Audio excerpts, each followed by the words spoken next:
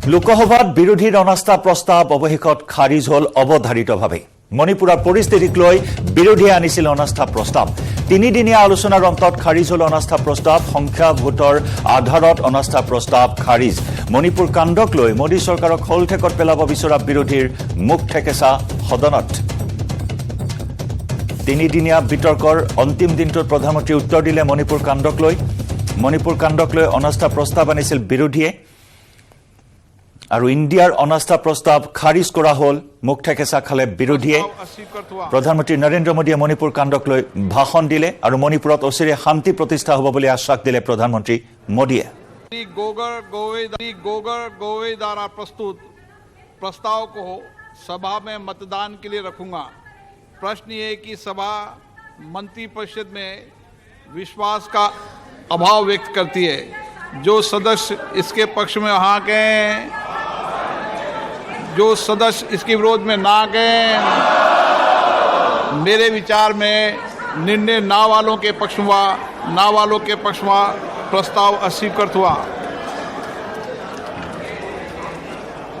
क्या रिपोर्ट है? गोगर गोवे द्वारा प्रस्तुत प्रस्ताव को सभा में मतदान के लिए रखूंगा। प्रश्न ये कि सभा मंत्रिपरिषद में विश्वास का अभाव व्यक्त करती है। जो सदस्य इसके पक्ष में वहाँ गए, जो सदस्य इसके विरोध में ना गए, मेरे विचार में निर्णय ना वालों के पक्ष में ना वालों के पक्ष में प्रस्ताव अस्वीकृत हुआ। क्या रिपोर्ट है? আৰু মণিপুৰত অচিৰে শান্তিৰ সূৰ্যৰ উদয় হ'ব। আমি সকলোৱে মিলি মণিপুৰৰ সমস্যা সমাধান কৰিম। দেশ মণিপুৰৰ লগত আছে, এই সদন মণিপুৰৰ লগত আছে। অশান্ত মণিপুৰ সন্দৰ্ভত কালি সদনত এনেদৰে ভাষণ প্ৰদান কৰিলে প্ৰধানমন্ত্ৰী নৰেন্দ্ৰ মোদীয়ে। মণিপুৰ পুনৰ বিকাশৰ পথত আগবাঢ়িব বুলি মন্তব্য প্ৰধানমন্ত্ৰীয়ে। মণিপুৰৰ পৰিস্থিতিক লৈ বিৰোধীয়ে সদনত সৃষ্টি কৰা পৰিৱেশক লৈ বিৰোধীক তীব্ৰ ককৰ্থনা মোদীৰ ভাষণৰ মাজতে বিৰোধীয়ে ত্যাগ কৰিলে সদন।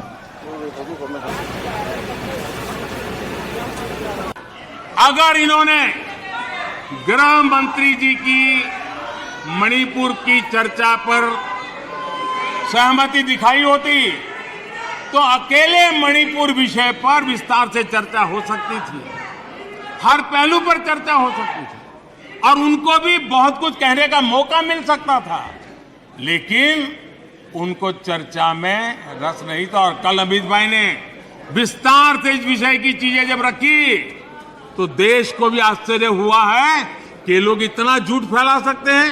ऐसे ऐसे पाप करके गए हैं लोग। और उन्होंने आज जब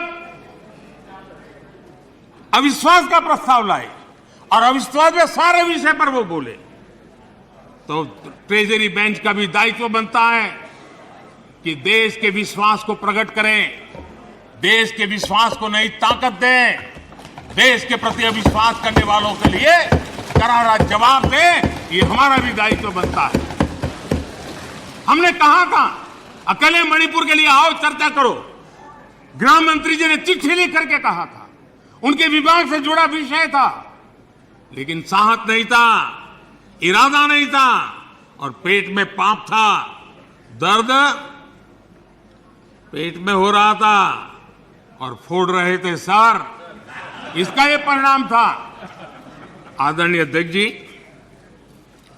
मणिपुर की स्थिति पर देश के गृह मंत्री श्रीमान अमित शाह ने कल 2 घंटे तक विस्तार से और बड़े धैर्य से रत्ती भर भी राजनीति के बिना सारे विषय को विस्तार से समझाया, सरकार की और देश की चिंता को प्रकट किया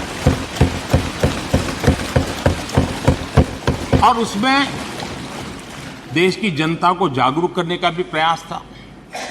उसमें इस पूरे सदन की तरफ से एक विश्वास का संदेश मणिपुर को पहुंचाने का इरादा था। उसमें जन सामान्य को शिक्षित करने का भी प्रयास था। एक नेक ईमानदारी से देश की भलाई के लिए और मणिपुर की समस्या के लिए रास्ते खोजना एक प्रयास था, लेकिन सिवाय राजनीति कुछ करना नहीं है। इसलिए इन्होंने यही खेल किए, यही स्थिति किया।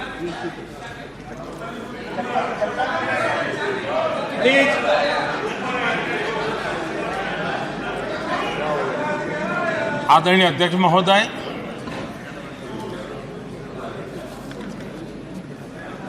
कल वैसे विस्तार से अमित भाई ने बताया है। मणिपुर में अदालत का एक फैसला आया। अब अदालतों में क्या हो रहा है वो हम जानते हैं। और उसके पक्ष विपक्ष में जो परिस्थितियां बनी, हिंसा का दौर शुरू हो गया और उसमें बहुत परिवारों को मुश्किल हुई। अनेकों ने अपने स्वजन भी खोए। महिलाओं के साथ गंभीर अपराध हुआ और ये अपराध अक्षम्य है और दोषियों को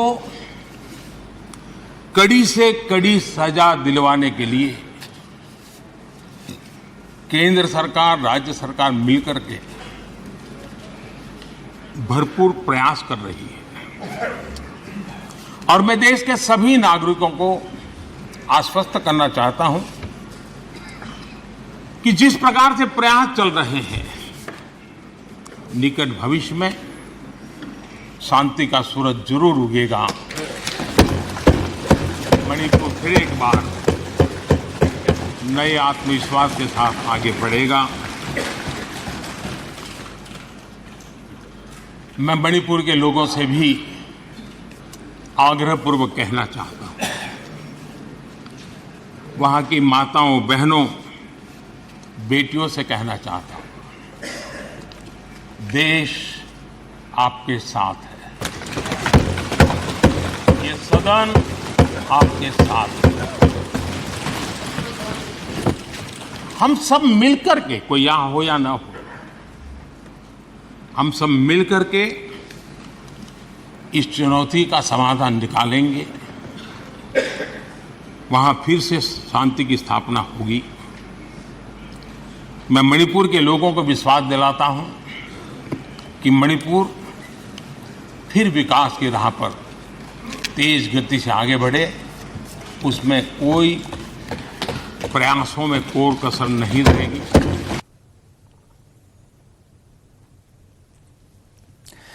মণিপুৰ কাণ্ডক লৈ বিৰোধীয়ে অনা অনাস্থা প্ৰস্তাৱৰ উত্তৰ দি উত্তৰ পূবক নিজৰ কলিজাৰ টুকুৰা আখ্যা দিলে প্ৰধানমন্ত্ৰী নৰেন্দ্ৰ মোদীয়ে। অচিৰেই উত্তৰ পূব বিশ্বৰ বুকুত উজলি উঠিব বুলি মন্তব্য কৰি প্ৰধানমন্ত্ৰীয়ে কয় যে কংগ্ৰেছে উত্তৰ পূবৰ লোকক বিশ্বাসক হত্যা কৰিছিল। জৱাহৰলাল নেহৰুৱে উত্তৰ পূবক বিদায় দিছিল। 1962 চনৰ চীনা যুদ্ধৰ সময়ত অসমক বিদায় দিছিল নেহৰুৱে। অসমৰ বিপদৰ সময়ত পলায়ন কৰিছিল সেই সময়ৰ প্ৰধানমন্ত্ৰী নেহৰুৱে জানি বুজি উত্তৰ পূবৰ বিকাশ কৰা নাছিল বুলি অভিযোগ মোদীৰ। ৰাম মনোহৰ লোহিয়াই নেহৰুৰ বিৰুদ্ধে এই অভিযোগ উত্থাপন কৰিছিল। 1966 চনৰ 5 মাৰ্চত কংগ্ৰেছে মিজোৰামত বায়ু সেনাৰে আক্ৰমণ কৰিছিল। সেই সময়ত প্ৰধানমন্ত্ৰী আছিল ইন্দিৰা গান্ধী।